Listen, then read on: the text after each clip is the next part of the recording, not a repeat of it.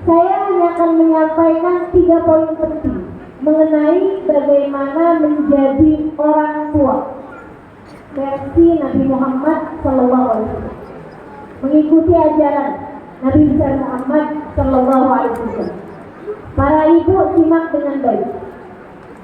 Adik-adik remaja yang nanti akan mudah-mudahan menikah dan jadi ibu bagi anak-anaknya, dengarkan dengan baik. Adik-adik yang umur nikahnya masih agak jauhan, dengarkan dengan baik biar bisa ngasih tahu ibunya.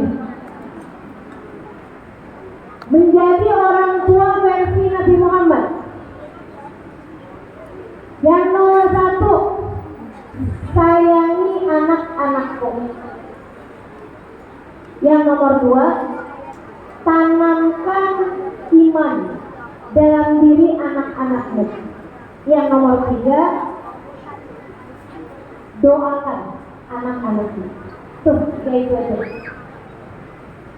Ikuti, pastikan kamu mengerjakan ketiga hal tersebut terhadap diri anak-anakmu. Selamatkan, insya Allah. Saya ulangi. Yang nomor 1, kita mulai dari menanamkan iman dalam diri anak-anak.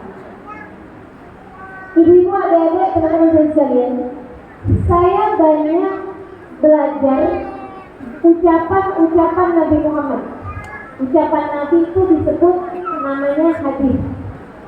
Hadisnya Nabi Muhammad banyak tuh, ribuan, ya, ribuan hadisnya Nabi Muhammad SAW. 10.000, 100.000 ucapan-ucapan baginda kita Nabi besar Muhammad SAW.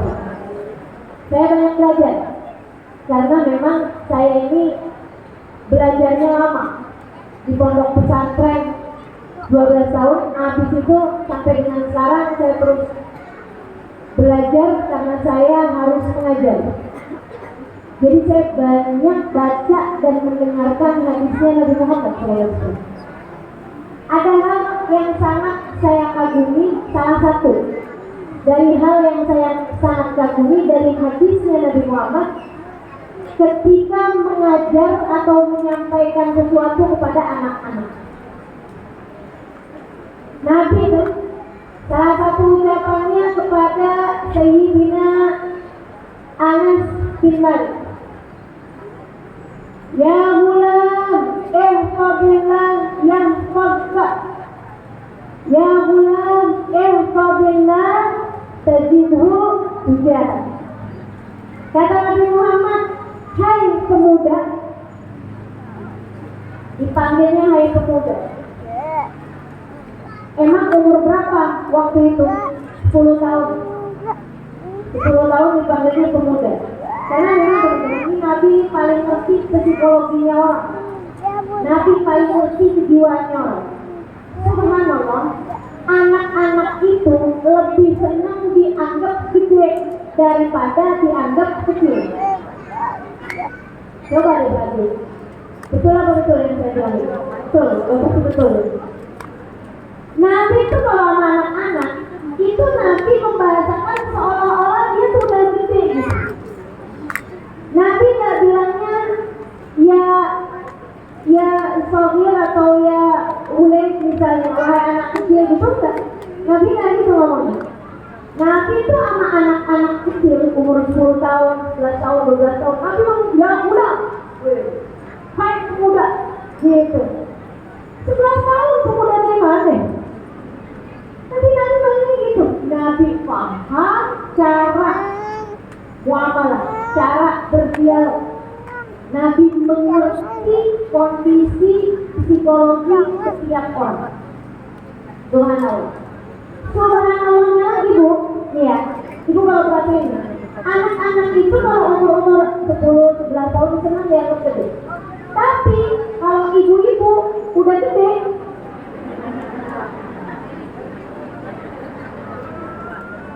di atas 30-an tahun, 40-an tahun, senangnya dianggap muda. Bu, ibu umurnya berapa?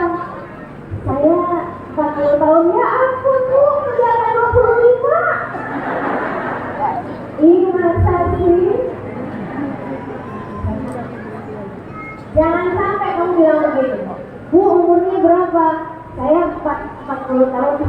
Ya Allah, kamu kayak 55. Dan aku nggak diajak lagi ya. Masya Allah. Emang gitu tuh. Subhanallah. Teman-teman sekalian, jadi Nabi nih ngajak bicara Sayyidina umur 10 tahun. Ucapannya Nabi, ya gulam, irfadillah, ya sabka. Ya gulam, irfadillah, tajidhu tujah. Nabi ngasih tahu sama anak umur 10 tahun, umur 11 tahun, bukan yang nak jajan yang benar. Nah, jangan jajan pinggir jalan kalau sakit perut, ya gitu. Nasihat Nabi itu enggak nasihat kawin-kawin. Nasihatnya menanamkan keimanan dalam diri anak-anak sebelia mungkin. Ucapan Nabi, ihfadillah yahfadka. Wahai pemuda, jaga Allah dalam hidupmu, Allah akan menjagamu seumur hidupmu. Jaga Allah dalam hidup. Jagai aturan-aturan Allah, jangan kamu langgar. Selalulah merasa dalam pandangan Allah. Yahfadka, maka Allah akan selalu menjagamu. Ini yang saya sebut tadi, menanamkan keimanan dalam diri anak-anak. Jadi Bu, cobain kerjain itu yuk. Ibu gak usah banyak ngasih tahu sama anakmu tentang dirimu. Anak gak bakal lupa kok, tenang aja. Saya ini mamamu. Ada gak anak yang bilang, oh iya, emang mama? Gak ada. Nah, kamu itu mama yang melahirkan. Anak pernah bilang, iya Mama, baru tahu saya Mama. Gak ada. Anak gak usah banyak-banyak kamu kenalin. Tenang aja, anak gak bakalan lupa. Kalau kamu mau memperkenalkan, kenalkan anak kepada Allah, kenalkan anak kepada Rasulullah, kenalkan anak kepada makna La ilaha illallah Muhammad Rasulullah. Ingatin aja, waktu anak lahir, waktu kamu melahirkan, begitu keluar anakmu, sunahnya diapain? Diazanin. Gak ada tuh yang dibacain kakak. Ada nggak di sini yang waktu lahir atau waktu anaknya lahir langsung baca kakak? Nama orang tua kamu nak. Nah, kamu anaknya bulan bin bulan, bapak kamu bulan bin bulan, ibu kamu bulan bin bulan, gak ada. Nah, kamu hidup di tahun sekian, presidennya sekian, gubernurnya ini namanya gak ada. Gak ada. Gak ada anak yang begitu lahir dikasih tahunya begitu. Yang ada begitu lahir dikasih tahu. Allahu Akbar, Allahu Akbar. Kata ayahnya. Kalau gak ada ayahnya, kakeknya. Gak ada kakeknya, pamannya. Gak ada pamannya, abangnya. Gak ada abangnya, ibunya, gak apa-apa. Siapa yang ada di situ ada di telinganya si anak. Allahu Akbar, Allahu Akbar. Anakku sayang, kamu keluar dari rahim ibumu menangis karena takut. Sama, ayah juga takut nak, ibu juga takut nak. Membesarkanmu di zaman sekarang ini bukanlah mudah.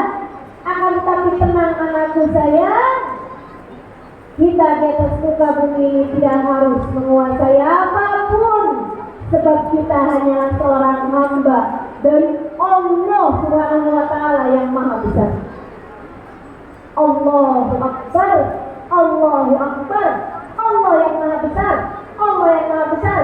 Kita semua kecil, anakku sayang kamu kecil, ayahmu ini kecil, ibumu kecil, semuanya kecil. Akan tetapi bersama dengan kita ada Allah yang maha besar. dalam hati anak-anak kita. Asyhadu an la ilaha illallah yang disampaikan ke telinga anak kita begitu lahir. Nak, ketahuilah kamu punya Tuhan namanya Allah. Saksikanlah tidak ada Tuhan yang menciptakanmu yang selayaknya kamu sembah selain Allah. Dek, Tuhanmu siapa, Dek? Coba saya mau Dek jawab. Tuhannya siapa, Dek? Allah Tuhan. Orang tua diharapkan mengenalkan siapa Tuhan ini. Jadi ibu, teman-teman saudara sekalian yang saya muliakan, para calon-calon ibu, ini kita mesti ngertiin apa yang Nabi Muhammad harapkan, apa yang Allah harapkan untuk kita kasih tahu kepada anak-anak kita. Yang nomor satu, iman kepada Allah. Sehingga anak jadi paham bahwasanya yang ngasih rezeki itu Allah, yang ngasih kehidupan Allah.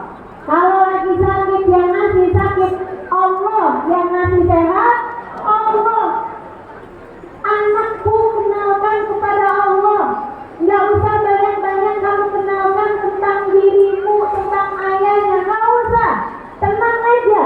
Kalau kamu mengembalikan anakmu kepada Allah, mengenalkan anakmu kepada Allah, anak akan menjadi seindah-indah anak bagi seindah-indah orang tua. Allah akan menjadikan anakmu seindah-indah anak bagi kamu seindah-indah orang tua.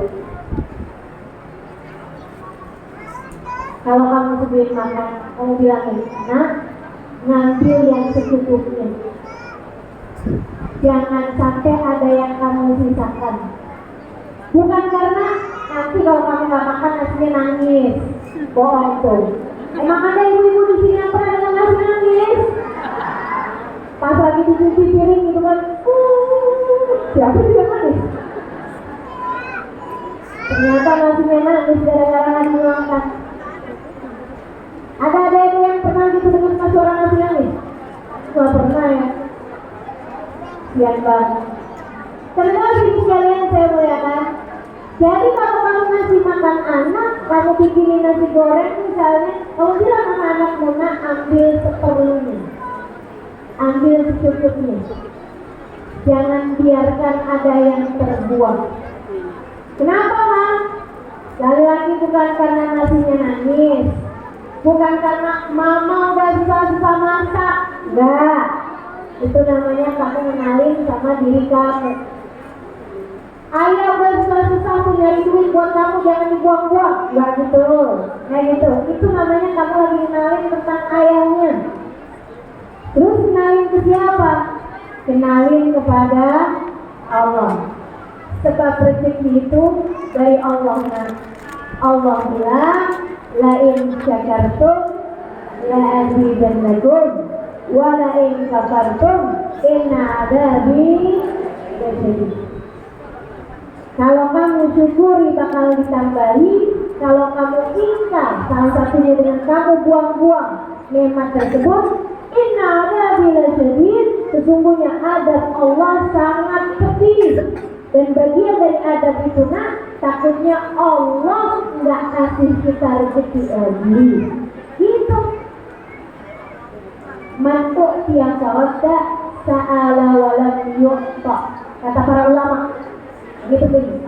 Siapa yang dikasih rezeki kemudian ditolak, apalagi dibuang, maka satu waktu dia akan minta dan nggak dikasih. Gitu. Jadi kenalkan anak kepada yang ngasih, kepada Allah Subhanahu wa Ta'ala. Ini Bu, saya ingat saya punya guru namanya Bu Babadia. Ini cerita yang saya nggak masukin dalam buku saya Bidadari Bumi ketika saya cerita Babadia, karena lewat. Habisnya saya tulis buku itu, baru berapa tahun kemudian saya dengar cerita ini. Jadi ini versi kelanjutannya ya. Ada baiknya teman-teman baca buku saya Tuh Bidadari Bumi biar punya gambaran tentang seharusnya seperti apa seorang perempuan. Ibadahnya, hatinya, gitu. Itu adalah para waliyah-waliyah, hamba-hamba terkasih di sisi Allah yang saya temui, yang saya lihat dengan mata saya menuliskan kisah-kisah mereka di buku Bidadari Bumi 1 sama Bidadari Bumi 2. Nanti insya Allah kalau udah ketemu lagi yang lain-lain saya akan tuliskan buku Bidadari Bumi 3. Sekarang belum ketemu banyak kandidatnya. Jadi siapapun di sini yang mungkin merasa saya kayaknya cocok nih Ustazah jadi Bidadari Bumi,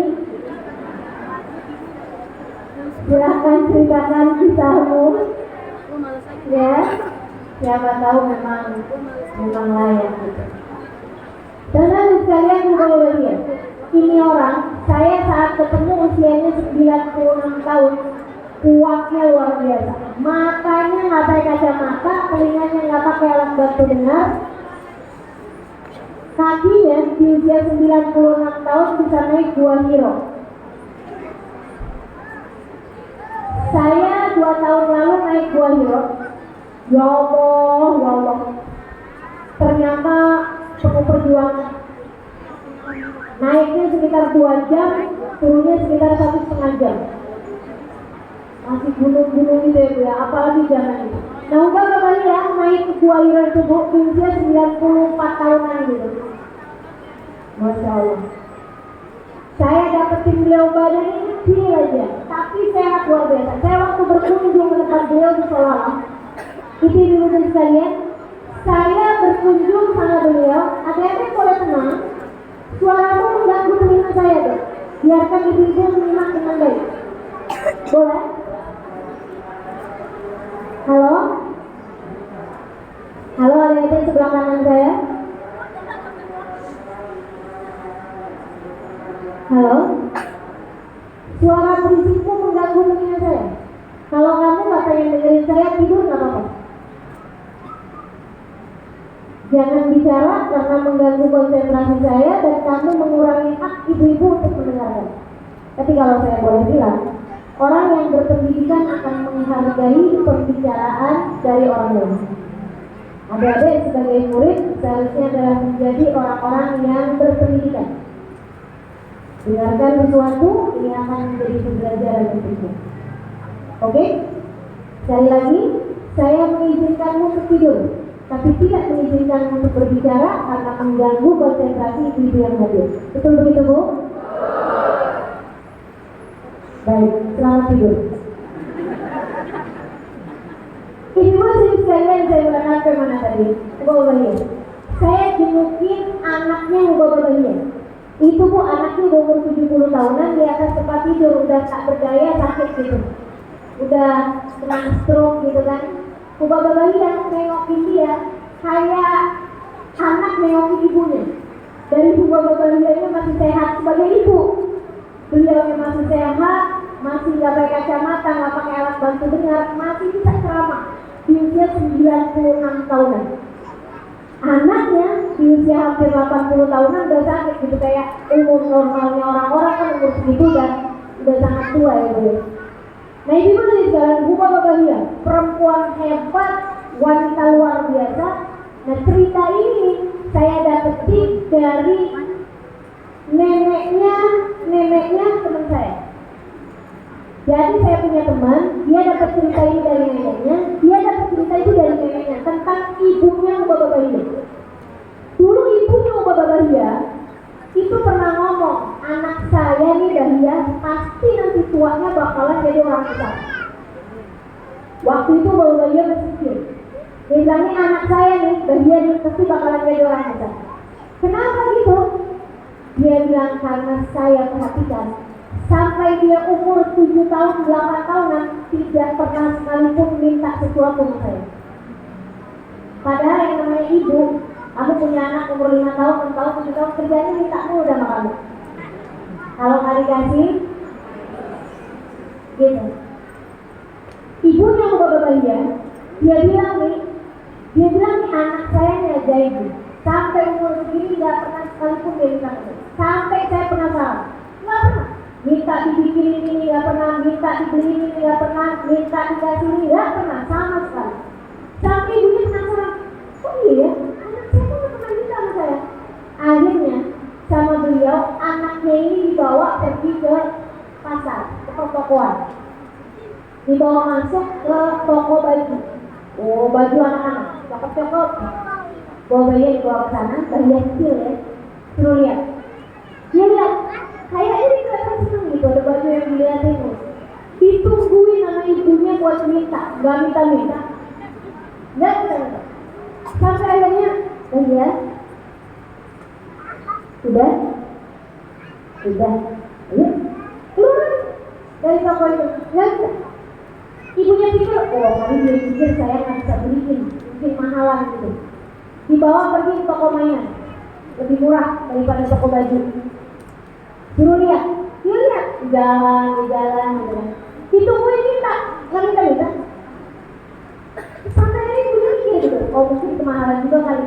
Toko sebelahnya di toko makanan, es krim, permen, kue, sesuatu hal yang anak kecil akan memintanya gitu kan, dan tahu kalau harganya bukan barang mahal gitu, yang dia tahu ibunya mungkin akan beliin gitu. Bawa masuk ke situ, bagian kecil liatin, ditungguin tak minta juga, nggak tahan ibunya keluar dari toko itu. Di depan toko tanya dia, iya ma, kamu tadi mama bawa pergi ke toko baju, iya ma. Ada nggak baju yang kamu suka? Banyak. Nah, tadi kan mama bawa kamu pergi ke toko mainan. Iya ma. Ada nggak mainan yang kamu pengen? Ada ma. Yang mana? Yang itu? Boneka yang sebelah. Oh. Tadi mama ajak kamu pergi ke toko makanan. Iya ma. Ada nggak makanan yang kamu mau? Kamu pengen? Ada ma. Nah, kenapa kamu nggak minta? Dan bayi yang kecil tinggal di iman. Kata kalau bayi yang kecil, dia bilang, mama, memangnya mama bisa kasih? Kan nggak ada yang bisa kasih kecuali Allah. Bukankah nggak ada yang bisa kasih kita selain Allah? Ibunya langsung yang kayak ustazah deh. Nah, kata bayi, kata mamanya, jadi selama ini kamu pernah kepengen sama apa yang ibunya sama teman kamu gitu? Pernah nggak? Selama ini kamu pernah lihat makanan orang lain dan kamu kepengen? Pernah nggak? Tapi kamu nggak mintanya kepada mama, iya ma, saya mintanya kepada Allah. Dikasih nama Allah, dikasih ma. Nggak pernah nggak dikasih sama Allah. Jadi saya akan selalu meminta apapun pada Allah. Ini ibu, yang kayak bapak-bapaknya kan satu dari sejuta orang belum tentu. Yang mungkin dapetin pelajaran dari gurunya, yang mungkin pernah dengar dari seorang ustazah, yang mungkin pernah dengar kajian dari siapapun dia buka di YouTube misalnya. Jika kemudian dia paham, dia masukkan itu dalam hati. Nah, kalau kamu punya anak gak seperti itu, sekurangnya kamu bisa menjadi jalan baginya untuk bisa mengerti bahwa alam semesta ini ada pengaturnya namanya Allah. Bahwasanya pemberi hakiki adalah Allah. Bahwasanya yang bisa mengendalikan apapun adalah Allah. Pemberi rezeki sejati adalah Allah. Maka kenalkan anakmu kepada Allah. Jauh akan lebih mudah hidupmu bu, daripada selama ini kamu selalu mengenalkan anak-anakmu kepada dirimu. Dengerin mama ngomong, ini mama kamu, ini mama. Nggak bosan-bosan apa kayak begitu? Lebih baik tuh. Nah, Allah nggak suka lah kalau kamu kayak begini. Nah, Allah benar sukanya kalau kamu begini. Kasih tahu tentang Allah. Kalau anak bilang, mama besok mau ujian ma, ya ampun ma, gimana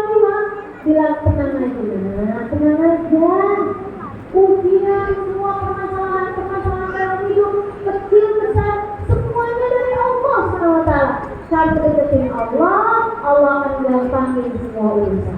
Gitu. Jangan kamu yang kemudian makanya belajar yang benar. Allah kalau udah jelek ya.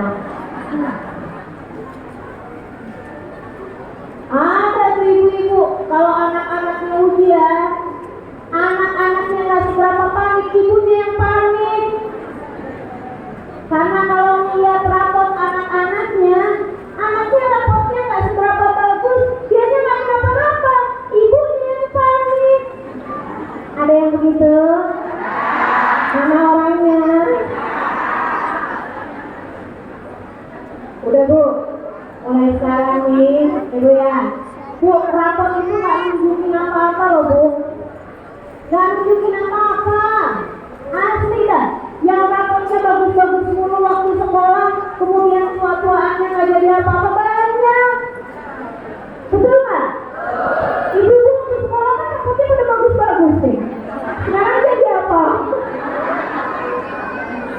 Jadi umat Nabi Muhammad, insyaallah. Ibu-ibu sekalian yang saya muliakan, jadi tenang aja udah. Nasib anakmu nggak ditentukan dari rapotnya kok. Tenang aja. Nasib anakmu berada dalam kendali Allah. Maka kenalkan anakmu kepada Allah, biar anak-anakmu kenal siapa Tuhannya. Jadi kalau ibu buka rapot anak, ada yang merah satu, nggak apa-apa. Kata anaknya mah, ada merahnya mah satu mah, bagus mah, mama dulu mah. Apa? Tenang. Teman-teman sekalian yang saya muliakan, kenalkan anakmu kepada hidupmu jauh lebih bisa. Sebab orang kalau udah kenal sama Allah, apalagi dari sejak kecil, udah tahu yang ngatur hidupnya Allah Subhanahu wa Ta'ala. Nanti Allah yang akan menjadi petunjuk jalan bagi. Ibu sekalian yang saya muliakan, saya kecil, ibu biar kayak begini saya pernah kecil. Saya waktu kecil pernah dengar omongan seorang bahwasanya kita itu belum tentu mati tua, bisa juga mati muda. Kalau mati muda dalam kubur kita akan dihisab Allah Subhanahu wa Ta'ala. Kita akan dipertanyakan oleh Allah Subhanahu wa Ta'ala. Saya rasa saya pernah dengar itu di masa saya kecil. Saya juga melihat ada orang-orang yang meninggal muda di masa kecil. Jadi akhirnya saya dari kecil memutuskan untuk belajar ilmu agama. Sesuatu hal yang saya tahu saya akan memerlukannya bahkan ketika saya berada dalam alam kubur. Saya nggak ngerti kenapa, tapi kalau saya ingat, saya itu dari sejak kecil selalu merasa bahwa belum tentu saya masih tua. Bisa jadi saya masih muda. Kalau saya sekolah ilmu kedokteran, kalau saya sekolah ilmu desain rumah, kalau saya sekolah ilmu astronomi misalnya gitu, ilmu manajemen bisnis misalnya, saya belum tentu sampai di masa tua, sampai saya bekerja, sampai saya bisa menghasilkan uang banyak, berkehidupan mapan, menikmati hasil belajar saya yang bertahun-tahun lamanya. Bisa jadi saya masih muda, di dalam kubur saya nggak akan dipanggil, halo calon dokter, nggak mungkin. Dalam kubur saya nggak akan dipanggil ibu dokter, ibu profesor, misalnya gitu, nggak akan. Karena ya saya berpikir saya mau belajar ilmu yang membuat saya bahkan di dalam kubur sekalipun saya tidak akan menyesal. Saya pun memutuskan untuk belajar ilmu agama. Saya pengen pulang dan saya sudah kenal sama kepada siapa saya berpulang. Saya kalau pulang, pulangnya cuma kepada Allah. Saya kepengen di sisa hidup saya mendekat kepada Allah, biar kalau pulang saya udah kenal baik sama Sahibul Bait. Kalau saya meninggal,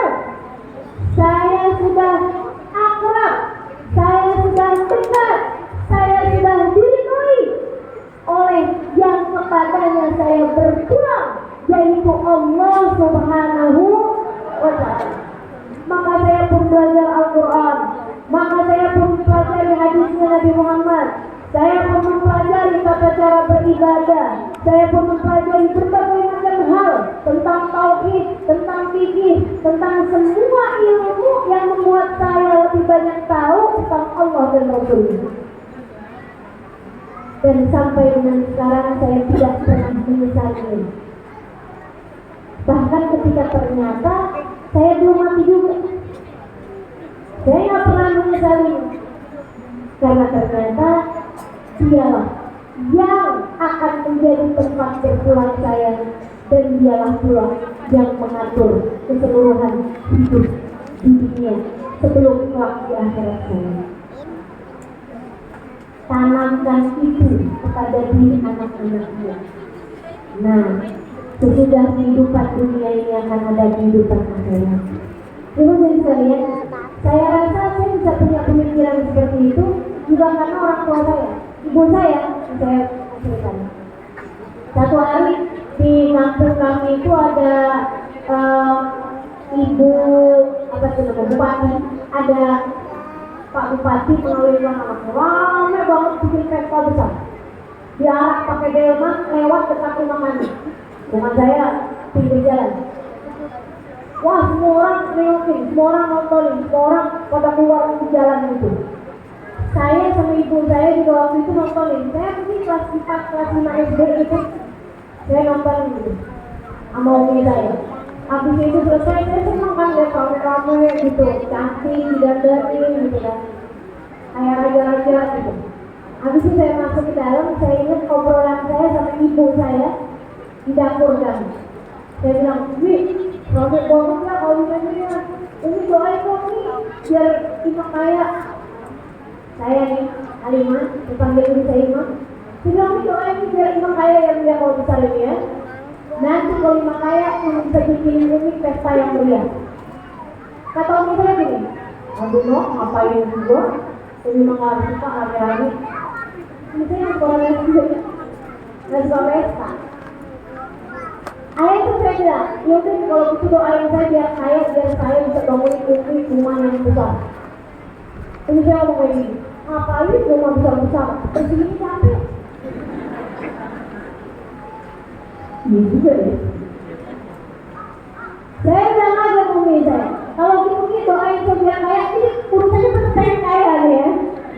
Selama saya kecil, jadi kalau ibu nih kalau udah tua ini pengennya tetap kecil, pengen kaya juga. Kayak saya udah kecil bu. Masa nenek kelas dari dulu cuma pengen kaya. Ini masih saya bilang ke umi saya, ini kalau gitu doain saya biar saya kaya. Nanti kalau saya kaya, saya pengen bawa umi jalan-jalan di luar negeri. Ini dia bilang, "Umi yang jalan-jalan, umi itu luar negeri cuma suka pergi ke Mekah Madinah doang ya. Lagian itu kan udah pernah umi. Dia udah pernah haji, maaf. Alhamdulillah ada umi saya sampai sekarang masih ada. Doakan semoga panjang umur sehat akhir di tahun ini. Lagi pada kurang sehat, doain biar sehat. Amin." Gimana saya? Jadi ini alasan kepengen kaya semuanya ditolak dari saya. Saya ini balik nanya, terus kalau Umi nggak kepengen saya kaya, apa yang Umi pengen dari saya? Umi saya bilang, Umi itu kepengen anak-anak Umi kalau Umi meninggal dunia tiap hari berkenan bacain buat Umi surat Yasin. Biar Umi nggak takutan dengan kehidupan. Biar Umi punya kenalan yang cukup dalam kehidupan. Saya waktu itu langsung jadi apa harapan orang tua saya. Orang tua saya pengen saya jadi hamba Allah yang soleh. Orang tua saya kepengen saya menjadi seorang hamba yang dekat dengan Allah Subhanahu wa Ta'ala, sehingga dapat selalu mengalirkan bekal-bekal pahala ketika orang tua saya nantinya berada dalam alam kubur. Bu, penting apa yang kamu tanamkan dalam pikiran anak-anakmu. Jangan melulu harta, Bu. Jangan melulu rupa. Nak, kamu yang cakep nak, biar nanti kamu dapat jodoh yang cakep, yang kaya, nggak gitu, nggak gitu, yang gitu. Nah, kamu nak yang pinter nak, biar nanti kamu tuh jadi orang yang kaya. Nanti kalau kamu kaya, kamu bisa ngurusin mama di masa tuanya. Nggak gitu, nggak gitu, nggak gitu. Cara-cara kasar kamu kalau bisa kenalkan anak-anaknya kepada Allah. Ngasih tahu, tenang nak, kita punya Allah. Kalau anak lagi ketakutan, tenanginnya bukan dengan dirimu, tapi dengan Allah. Mama di sini nak, mama di sini, bukan gitu ngomongnya, bukan gitu ngomongnya. Kamu tetap silakan, itu adalah salah satu bentuk kasih sayang. Tapi kenalin jangan sama dirimu. Tenangnya ada Allah bersama kita, nak, tenangnya ada Allah bersama kita. La tahzan innallaha ma'ana. Jangan sedih, Allah sedang bersama kita. Gitu. Jelas? Tanamkan cinta, tanamkan iman kepada diri anakmu, kepada Allah, tanamkan iman dalam diri anakmu kepada Rasulullah. Wa asyhadu anna Muhammadar Rasulullah. Waktu adzan, ketika anakmu lahir diazanin, asyhadu an la ilaha illallah, asyhadu anna Muhammadar Rasulullah. Kenalin anak-anakmu kepada Nabi Muhammad. Kasih tahu, Nabi Muhammad nanti cakep banget nak. Nabi Muhammad. Makanya ibu yang sering dengar-dengar tentang Nabi Muhammad, biar bisa banyak cerita sama anak-anakmu tentang Nabi Muhammad. Anak-anak tuh bu, jangan diceritain yang nggak jelas, mitos-mitos bawang merah bawang putih. Kesian anak sendiri, kesian anak cabai kagak ikut-ikutan diceritain. Jangan usah, teman-teman ibu sekalian saya muliakan, nggak usah ceritain Cinderella. Nanti anak-anakmu tuh merasa bahwa dia harus cantik untuk menunggu seorang pangeran yang akan datang menyelamatkannya. Itu tuh pikiran-pikiran salah. Jauh lebih baik kau ceritakan perjuangan Nabi Muhammad. Jauh lebih indah kamu kenalkan anak-anakmu tentang pribadi yang akan menjadi petunjuk jalan bagi kehidupannya. Kenalkan anak-anakmu kepada bagindamu Nabi besar Muhammad. Terus kamu bilangin, nah, Nabi Muhammad secara jasad memang sudah terkubur di Madinah sana. Akan tetapi Nabi Muhammad berjanji setiap kali kamu menelponnya, Nabi Muhammad akan mengangkat telepon darimu dan mendengarkan semua ucapan-ucapannya. Gimana maaf caranya saya telepon Nabi Muhammad? Ucapkanlah salam dan bacalah sholawat padanya. Nabi berjanji dalam hadis riwayat Ahmad, "Ma sallama alayya ahadun min ummati illa waradallahu alayya ruhi hatta arda alaihi salam."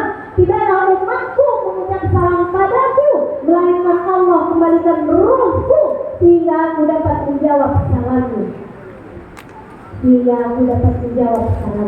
Maka nak, tiap kali kamu mengucap sholawat, tiap kali kamu membaca sholawat, mengucap salam kepada Nabi Muhammad, jika hatimu hadir di sana, maka Nabi Muhammad akan menjawab ucapan salamnya. Ini lagi musiman maulid kayak begini. Kalau memungkinkan anaknya untuk kamu ajak, hadirkan, bawa pergi maulid, biar dia dengar sholawat salam, biar rahmat yang turun, anak-anak ikut serta juga untuk tindakan ini.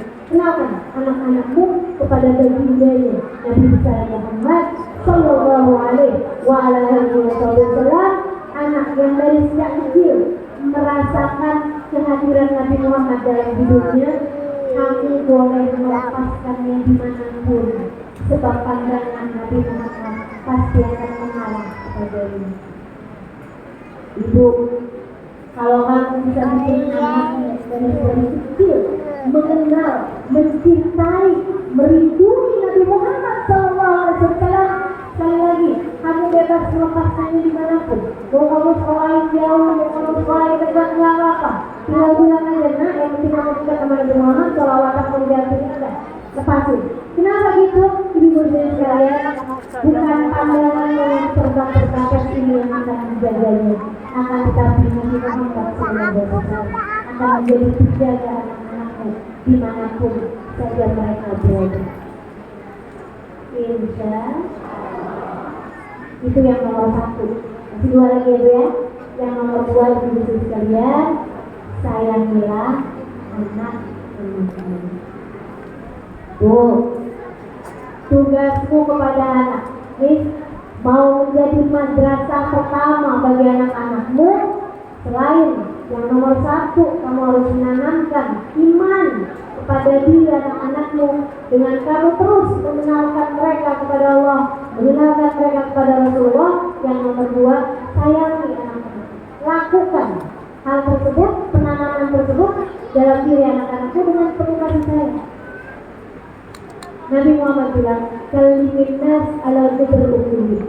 Kamu kalau bicara sama orang, sesuaikan dengan akal pikirannya. Saya suka melihat orang tua anak-anak dagangan nyambung. Ibu tuh akan selalu bilang gitu, anak-anak ini nggak ngerti apa ibunya. Nah, dengerin mama, mama ini adalah anakku. Sementara anak itu gini, mama ini nggak ngerti ya. Mama ngerti. Percuma ngomong sama mama nggak ngerti.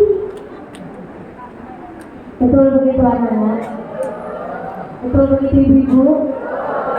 Kamu merasa anakmu tidak mengerti kamu, anak-anak merasa kamu tidak mengerti mereka.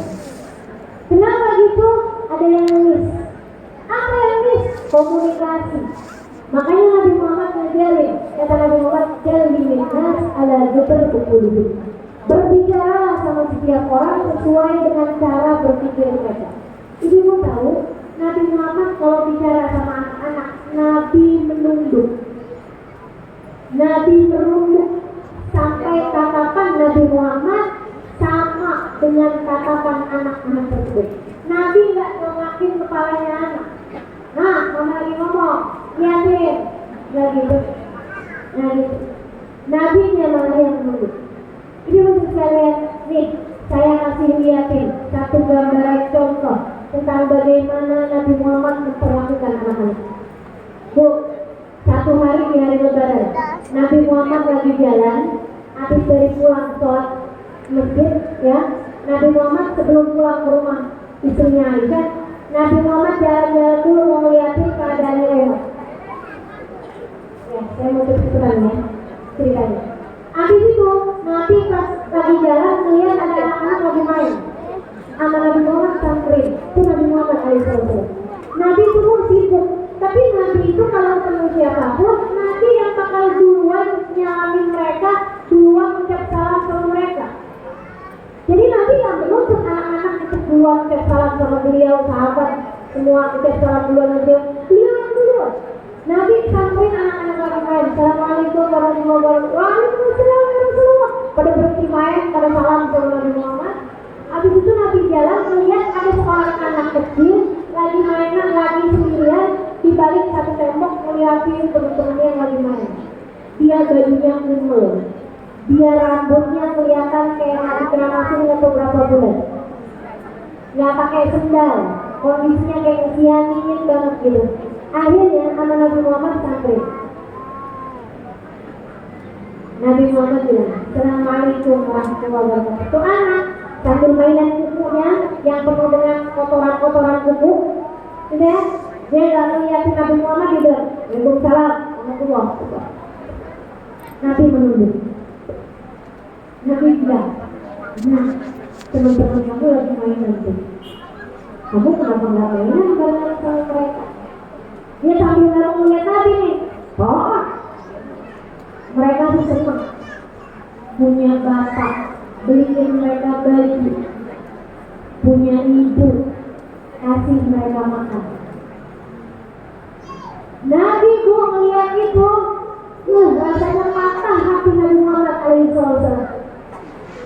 Nabi kemudian mendekatkan wajahnya ke anak tersebut, tersenyum, kemudian berkata, "Wahai abuk ya waladi." Nah, bapak kamu mana? Anak itu bilang, "Nggak mau mati, Alhamdulillah. Bapak saya udah mati waktu pergi perang Nabi." Iya. Terus ibu kamu mana? Ibu tuh udah kawin lagi. Ini perhatian buat para janda ya.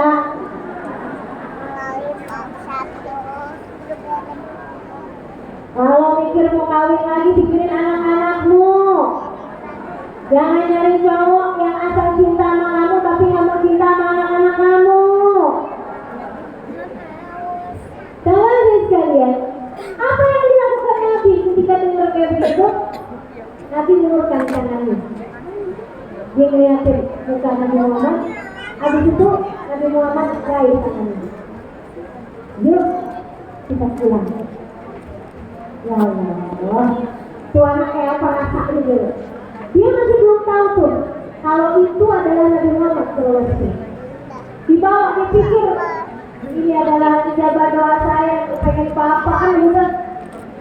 Dia pulang tuh, dibawa sama Nabi. Nabi nggak bawa dia ke rumahnya buat marahin ibunya. Itu yang benar. Anda jaga kawin anak itu kelewat nih, sampai anak bapaknya nggak gitu, nggak gitu. Nabi menunjukkan dengan panutan. Nabi bawa pulang ke rumahnya Nabi Muhammad SAW. Nabi panggil ibunya Aisyah, guys, mandikan anak ini dah. Nanti kasih makan. Saya akan carikan baju yang pas buat tuh. Ini kelihatan segede Hasan ya. Nabi pergi ke rumahnya Sayyidina Hasan. Sayyidina Hasan lagi pakai baju baru, namanya lebaran. Nabi panggil, Hasan, baik ya Rasulullah, di rumahku ada seorang anak. Ya tadi Nabi ceritain tuh, Nabi ceritain semuanya. Sekarang dia lagi dimatiin sama Bunda Aisyah. Hasan, ukuran bajunya kayak ukuran kamu. Nah, gimana kalau kamu kasih baju yang baru ini dan kamu pakai baju yang lain? Apa Nabi bu? Nabi nggak janjiin dia sesuatu yang duniawi, karena Nabi selalu menanamkan iman dalam diri setiap orang, termasuk anak-anak. Nabi Muhammad bilang, nah dengan itu kamu akan dipakaikan baju paling indah di akhirat. Tentunya bilang berbeda. Wahai Rasulullah, buka bajunya, dia pakai baju yang lama, dia lipetin bajunya yang baru tersebut. Hasilkan ini kepada saudaraku, wahai Rasulullah. Bawa Nabi Muhammad baju tersebut. Tuh anak udah selesai dimandiin, udah diadukin, udah wangi sekarang. Kukunya dipotongin ke Sayyidah Aisyah, kemudian nanti itu disuapin ke Sayyidah Aisyah, udah kenyang, udah cakep ya, sekarang udah bagus, dipakai baju yang baru. Habis selesai itu semuanya, Nabi Muhammad kemudian deketin dia, peluk-peluk Nabi, kemudian Nabi Muhammad bilang dia, nah, mulai sekarang jangan sedih lagi ya. Sekarang kamu punya bapak baru, kamu punya ibu baru, kamu punya saudara baru. Saudara kamu namanya Fatimah, anak saya. Kamu punya ibu yang tadi mandiin kamu, namanya Aisyah. Dan sekarang aku adalah ayah kamu yang baru, Muhammad bin Abdullah Rasulullah Sallallahu Alaihi Wasallam. Senangnya dia luar biasa. Jadi nak, tiap kali kamu sedih, marilah. Tiap kali kamu perlu apa-apa, datanglah kemari. Pintu rumah kami akan selalu terbuka untukmu. Girang banget ya. Dia kemudian bilang, kalau gitu gimana kalau saya sekarang mainan sama anak-anak teman-teman saya? Silakan, pergilah. Dibawa ke Sayyidah Aisyah, ya permain gitu. Dia lari-lari deketin teman-temannya. Terus dia mengumumkan dong, tahu nggak? Saya dong sekarang punya ibu baru, punya ibu baru, punya saudara baru. Saudara saya dong Sayyidah Fatimah, ibu saya dong Sayyidah Aisyah, ayah saya dong Nabi Muhammad. Anak-anak yang lagi pada main, berhenti semua main. Ada sebagian yang jari, terus bilang begini, ya deh, ada yang mungkin yang belum berubah. Coba ya, bapak kita juga mati waktu berbicara ke Nabi. Penuh kasih sayang. Nabi Muhammad sesayang itu sama anak orang. Kebayang kayak apa sayangnya sama anaknya sendiri, sama cucunya sendiri. Kamu pasti sering dengar Nabi Muhammad tuh mainan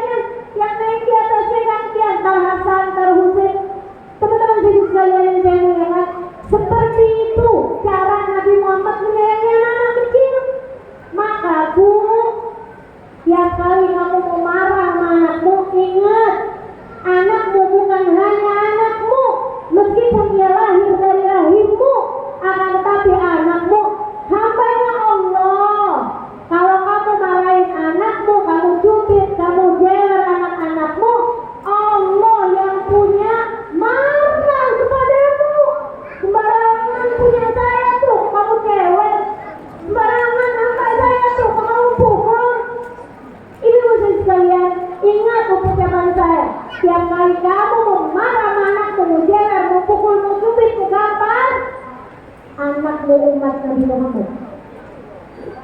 Anakmu disayangin sama nabinya, anakmu disayangin sama nabinya. Jangan berani-berani jahatin anak-anakmu, takut nabinya marah sama kamu. Hati-hati, Nabi sangat sayang sama anak-anak kecil dari umatnya, termasuk anak-anak. Oh, ibu saya jahat terus. Saya Rasul, ibu saya jahat sama saya Rasulullah. Takutnya Nabi Muhammad akan mengangkatkan tangan untuk doa anak-anakmu, Bu, sehingga kamu hidupnya tambah hari tambah bahagia, hidupmu tambah hari tambah menyenangkan, hidupmu tambah hari semakin jauh dari kebahagiaan. Sebab anak-anakmu adalah anak-anak yang disayang sama Nabi Muhammad Sallallahu Alaihi Wasallam. Anak-anakmu adalah hamba-Nya Allah, yang punya mereka Allah, yang bikin mata mereka Allah, yang punya tangan kaki mereka Allah Subhanahu Wa Taala. Jangan berani-berani kurang ajar sama anak-anakmu. Sayangi benar anak-anakmu. Kamu sayangi anakmu, kamu pantas disayang sama Allah. Kamu sayangi anak-anakmu, kamu pantas disayang sama Nabi Muhammad Sallallahu Alaihi Wasallam. Yang terakhir, doain. Ibu, doain terus anak-anakmu, terus doain. Jangan pernah putus asa ya, karena anak tuh nggak bisa mantan. Anak nggak ada ceritanya kamu jadi mantan. Bu, itu anak ibu tuh dulunya di anak saya, sekarang bukan. Udah saya keluarin dari kakak. Bu, mau kamu keluarin dari kakak juga, yang kita tolong untuk kalau bisa keluar. Anakmu adalah anakmu. Dunia akhirat tiada tetap bermasakkan kepadamu. Baik buruknya anakmu akan menjadi baik burukmu sebagai orang tua. Kebaikan yang dilakukan anak-anakmu mengalirkan pahala padamu. Keburukan dan dosa-dosa yang dilakukan anak-anakmu bisa mengalirkan dosa padamu jika kamu tidak menyayangi dan mendidiknya dengan baik. Maka sama melanjutkan hidupmu. Anak-anakmu adalah kelanjutan hidup. Maka ibu sebagai doa, sebagaimana kamu selama ini doakan dirimu, doakan keluarga. Terus. Doanya gimana? Semarah-marah apapun dirimu, jangan pernah mendoakan buruk sama anak. Ya, lagi marah kayak gimana, jangan pernah lupain anak, doain buruk anak. Saya perlu liatin orang-orang yang berdoa baik-baik semuanya. Itu ya, kalau lagi marah sama anak, sekalipun marah kayak gimana tuh doa paling banter nih, marah banget. Doanya kayak begini, Allah yahdi, Allah yahdi, Allah yahfad, gitu kan? Mudah-mudahan Allah jaga kamu nak, gitu. Itu lagi mana tuh? Doanya mudah-mudahan Allah jaga kamu. Lagi mana nih? Allah yahdi, mudah-mudahan Allah ngasih hidayah padamu nak, gitu deh. Itu udah paling mentok tuh. Doanya, Masya Allah. Gak cerita yang lupain anak-anaknya. Makanya anak-anaknya selain itu. Teman-teman ibu sekalian yang saya muliakan, jadi kewajiban, makanya selalu doakan anak-anak. Kalau saya sih ngajarin, ada beberapa doa yang saya ajarin dulu ya. Aku doain aja ya. Ibu kalau terutama waktu malam, habis tahajud tuh doa. Doain anak ini. Ya Allah, Engkau minta saya sebagai orang tua jagain anak-anak saya ya Allah. Kau bilang dalam Al-Quranku, Al-Qusakum wa ahlikum nara. Jagalah diri kalian dan anak-anak kalian dari api neraka. Ya Allah, saya tak sanggup melakukannya. Jangankan menjaga diri anak-anak saya dari api neraka, jagain diri saya sendiri aja. Seringkali saya gagal melakukannya. Ya Allah, saya minta tolong padamu ya Allah. Tolong jagakan anak-anak saya untuk saya, sebagaimana Engkau telah menjaga anak-anak hamba-hamba-Mu yang soleh-solehah untuk orang tuanya. Jagakan mereka untuk bantu saya ya Allah.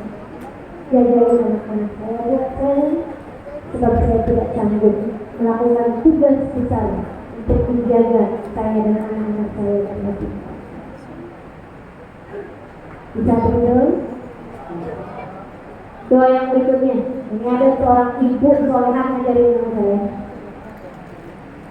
Dia bilang, saya diajarin guru saya doa kayak begini. Kalau saya lagi kesel, sekalipun anak-anak saya lagi, ya Allah, saya kesel anak saya tapi saya ridho ya Allah. Gitu. Kamu lagi marah kayak apapun, kamu ngadu sama Allah nggak apa-apa. Tapi nggak bisa gini. Ya Allah, saya marah anak-anak saya tapi saya ridho ya Allah. Tapi saya ridho sama anak-anak saya ya Allah.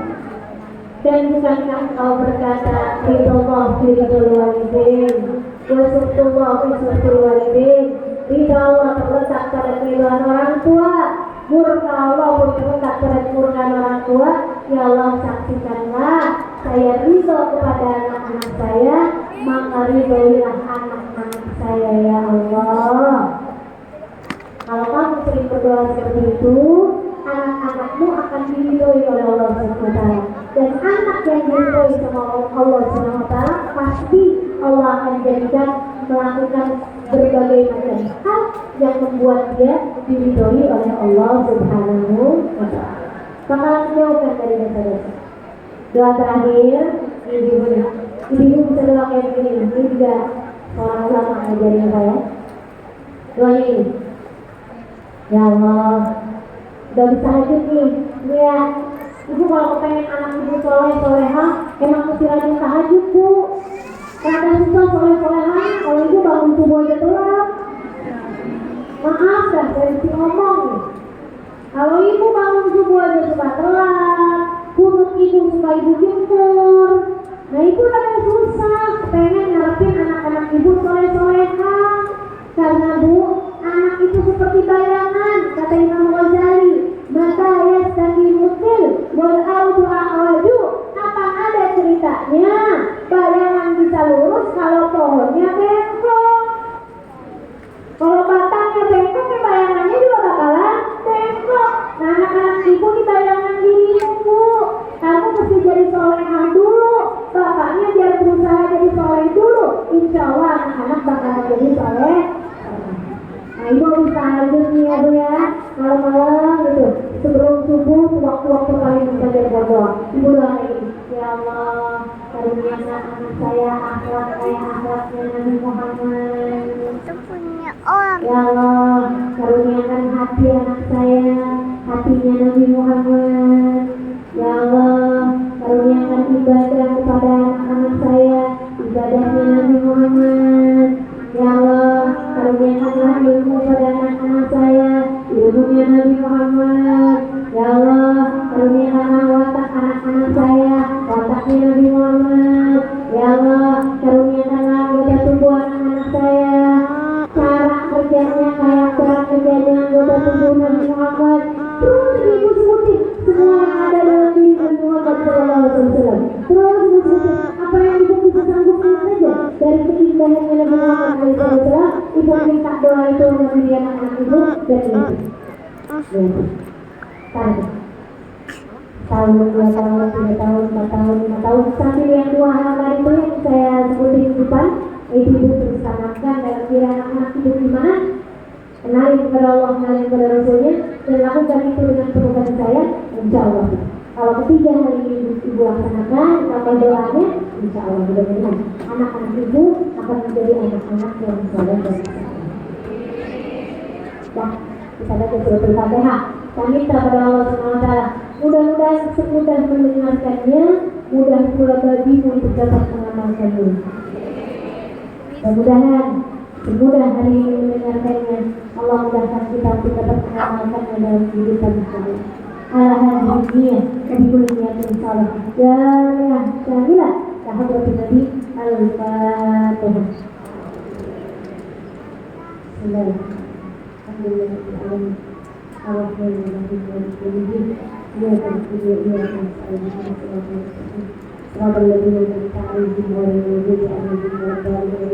Allahumma bihamdika wa bihamdika fathah lana abwaabal khair wa amil lana muamalat ahli khair takfina min jami'i fitan wa min su'i sabar innaka waliyyul khair taqabbal minna ya arhamar Allahumma inna nas'aluka ziyadatan fid din barakatan fil umur wa sihhatan fil jasad sa'atan fil rizqi tawbatan qabla al-maut syahadatan 'inda al-maut maghfiratan ba'da al-maut wa rahmatan min al-hisab wa amalan min al-'adab wa nasiban min al-jannah wa rizqan al-matar wa rizqan karim rabbana hab lana min azwajina wa dhurriyyatina qurrata a'yun waj'alna lil muttaqina imama rabbana atina fid dunya hasanah wa fil akhirati hasanah wa qina adzaban nar ya rabbi subhanakallahumma wa tahiyyatu fiha salam akhir da'wana alhamdulillahi rabbil alamin.